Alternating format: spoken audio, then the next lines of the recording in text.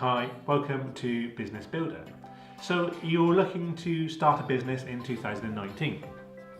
The first thing which we always need when we're going to launch a business is a little bit of a reality check. So what do I mean by that? Well, the sad reality in the UK is that 95% of all businesses will fail within their first 12 months. Number one reason for failure, according to the textbooks, and is the reality, will be due to cash flow management. But actually, what you've noticed there is that's the cause of failure. It's not the real, symptom or the pathology of what leads to cash flow failure. The reason that cash flow failure occurs in a business stems from poor initial planning. So if you're thinking of launching a business, have you produced your business plan? Or even better question, if you produced a business plan, are you actually using a business plan?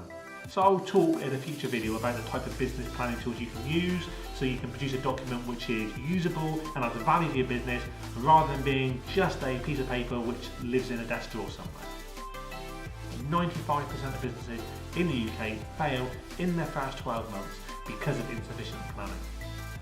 Okay, so if that's depressed some of you already, I want to make it a little bit worse before we get onto some good news.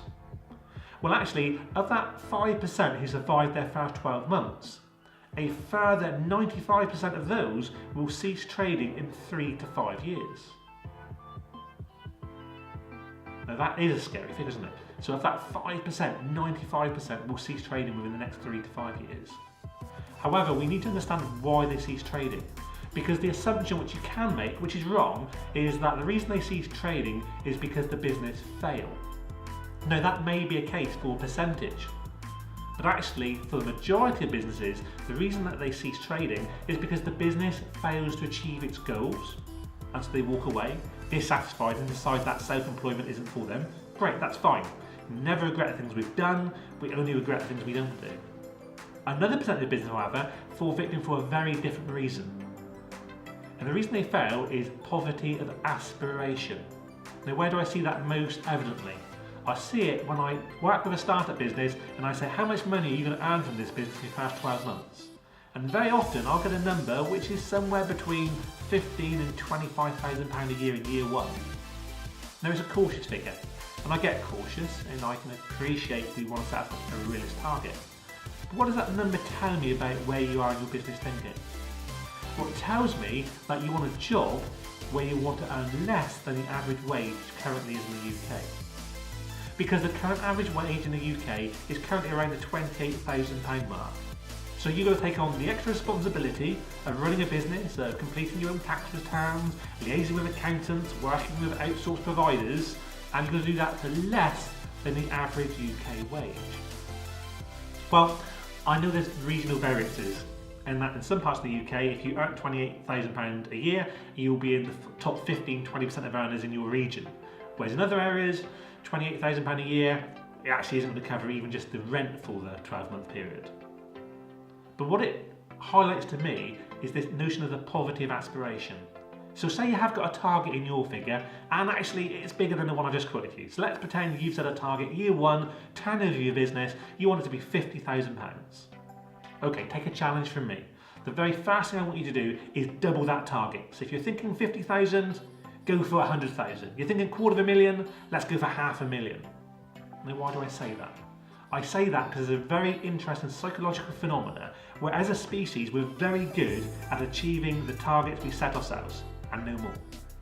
So if you set yourself that target of £28,000 and I bumped into you in the street 3-4 years from now, or even you drop a comment on this Facebook page and I said, so tell me, in those first 3 years of trading, what has your income level been? So you've set yourself a target of £28,000. The chances are you'll tell me, well, year one, a bit slower than I expected, I've got £22,000. Year two, I actually smashed it near, 29,000, could have been 30,000, but I had a little bit of bad debt there, but 29,000. And this year, I'm going to come in at 27,000. Now I've seen this countless times, where we set ourselves a target and we're going to be £2,000 or £3,000 either side of it, and that would be your future, not just for the 3 years or the 5 years, potentially for 10 years. So if you set yourself a target which is not challenging enough, and then you just bump along at that level, think of the psychological effect that has on you. There's no sense of progress because you've achieved an income level less than the UK average wage. while at the same time taking on all this extra responsibility of being a business owner.